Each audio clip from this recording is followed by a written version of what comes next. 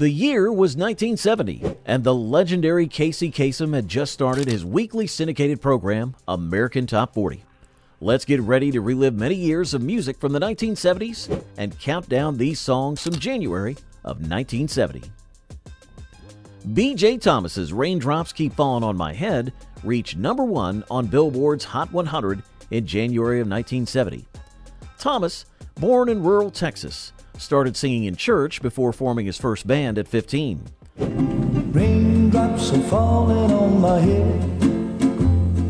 The song's journey to success wasn't smooth. Thomas recorded it while battling a severe case of laryngitis, requiring multiple takes.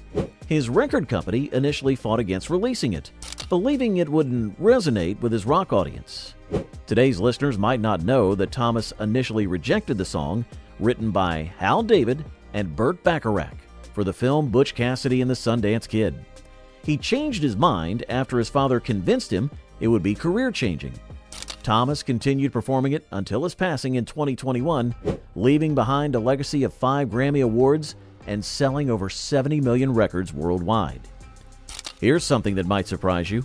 Thomas was so sick during the recording session that Bacharach almost replaced him with Bob Dylan. The raspiness in his voice, which became the song's trademark sound, was actually due to his illness. The Jackson 5's I Want You Back marked their breakthrough into mainstream success. Young Michael Jackson, only 11 years old, led the group to their first number 1 hit.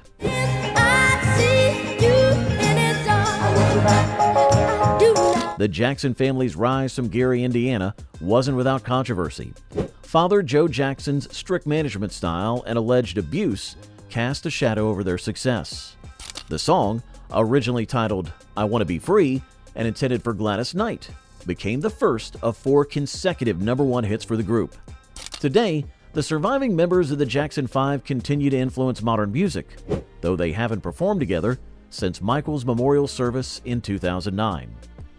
The track was actually the last one recorded for their first album, added at the insistence of Motown founder Berry Gordy, who believed it would be their breakthrough hit. He was right. It sold over 2 million copies in 6 weeks. Hey friends, if these songs are bringing back memories, take a moment to hit that like button and subscribe. Share your own memories of where you were when you heard these classics. We'd love to hear your stories in the comments below. Shocking Blues' Venus dominated the airwaves, becoming the first Dutch band to top the American charts. Lead singer Mariska Veres, often compared to Jefferson Airplane's Grace Slick, brought a powerful female voice to psychedelic rock.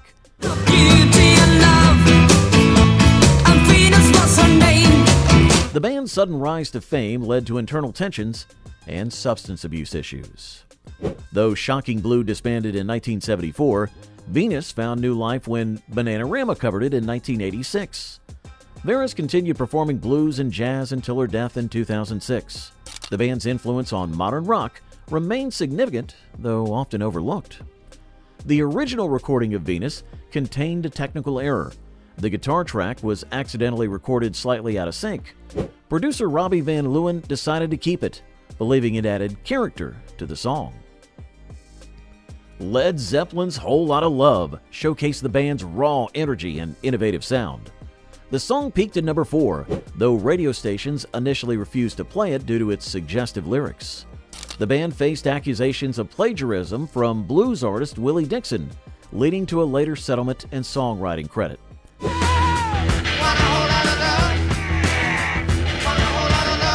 The band's influence continues to shape rock music decades later. Though Led Zeppelin disbanded after drummer John Bonham's death in 1980, Robert Plant and Jimmy Page have maintained successful solo careers. The song's controversial middle section, featuring psychedelic effects and moaning sounds, was created by Jimmy Page, experimenting with tape loops and reverse echo. Did you know the famous guitar riff was recorded in just 1 take? Page claimed he never needed to practice it. It just flowed naturally during the session. Tommy Roe's Jam Up and Jelly Tight reached number 7 on the charts. Roe, often called the father of bubblegum pop, fought against this label throughout his career. His clean-cut image contrasted sharply with the counterculture movement at the time, leading to criticism from rock journalists. Jam up and jelly time. My baby, now you're... Though Rowe retired from performing in 2018, his influence on pop music is undeniable.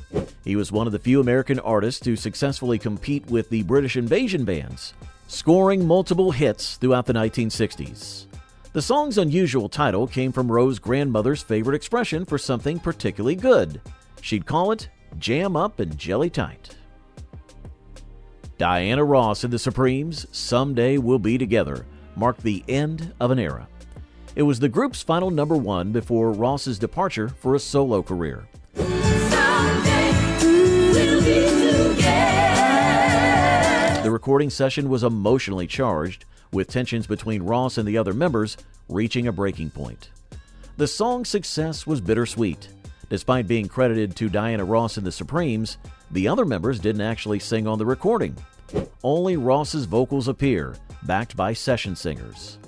The group's impact on popular music cannot be overstated, paving the way for future African-American artists in mainstream music. Surprisingly, Ross recorded her vocals in just one take, though she initially didn't want to record the song at all. Hey guys, this journey through time deserves to be shared. Hit subscribe and share this video with friends who appreciate real music. Let's keep these memories alive in the comments and tell us about your favorite Supremes moment. Ferrante and Tyker's Midnight Cowboy brought instrumental music to the forefront of popular culture.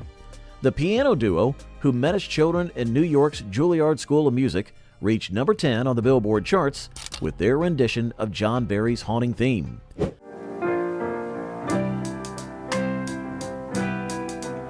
Their classical training combined with pop sensibilities created a unique sound that set them apart from their contemporaries. Though both Arthur Ferrante and Louis Teicher have passed away, their legacy includes over 150 albums and countless live performances. Their precise synchronization on dual pianos amazed audiences for decades, leading to appearances on major television shows and concert venues worldwide. What many don't know is that they modified their pianos with special preparations, including paper, chains, and wood blocks between the strings to create unique sounds. This innovative approach earned them the nickname the Mad Scientist of Music. Neil Diamond's Holly Holy reached #6 on the charts, showcasing his powerful songwriting abilities. Diamond, who started as a songwriter in the famous Brill Building, fought against early career setbacks when his first several singles failed to chart.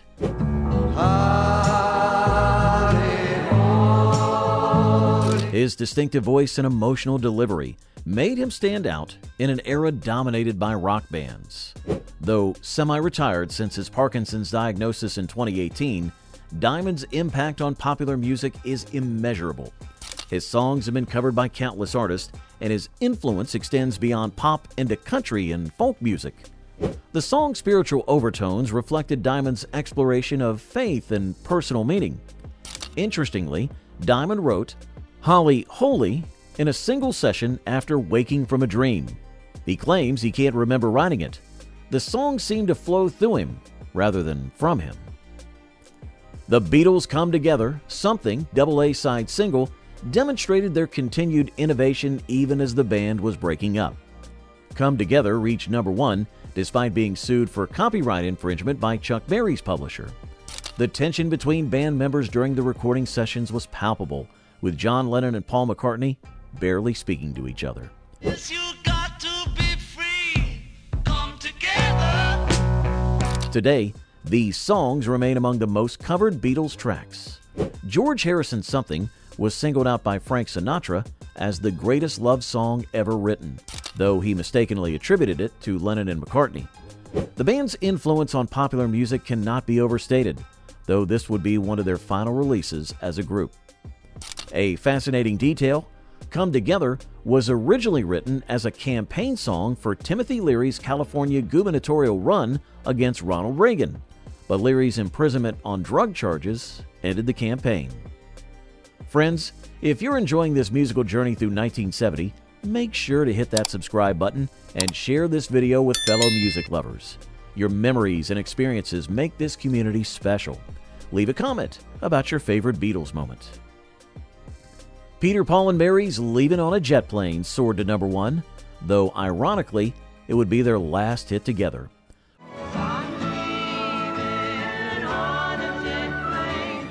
Written by John Denver, the song captured the loneliness of departure and resonated deeply during the Vietnam War era. The trio's harmonies brought a folk sensibility to mainstream pop, though their political activism sometimes overshadowed their music. Though Mary Travers passed away in 2009, Peter Yarrow and Paul Stuckey continue to perform occasionally, carrying on their legacy of combining music with social justice. The group's influence on folk music and protest songs shaped a generation of singer-songwriters. Few people know that the song was almost never recorded. The group initially rejected it, believing it didn't fit their style. Mary Travers convinced them to give it a try after hearing Denver perform it at a coffee house. Every weekend, millions of us would tune in on the radio, waiting for that familiar voice to transport us through the nation's biggest hits. Casey Kasem wasn't just counting down songs, he was connecting us through stories that made each track come alive.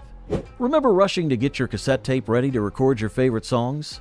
Those long-distance dedications made us feel like we were a part of something bigger than ourselves. If these memories bring back special moments for you, share your stories in the comments below. Tell us about your favorite long-distance dedications, the songs you waited hours to hear, and the moments that made American Top 40 special for you. Please don't forget to subscribe, like this video, and hit that notification bell so you don't miss the next Top 40 countdown. Until next time, in Casey's immortal words, keep your feet on the ground and keep reaching for the stars.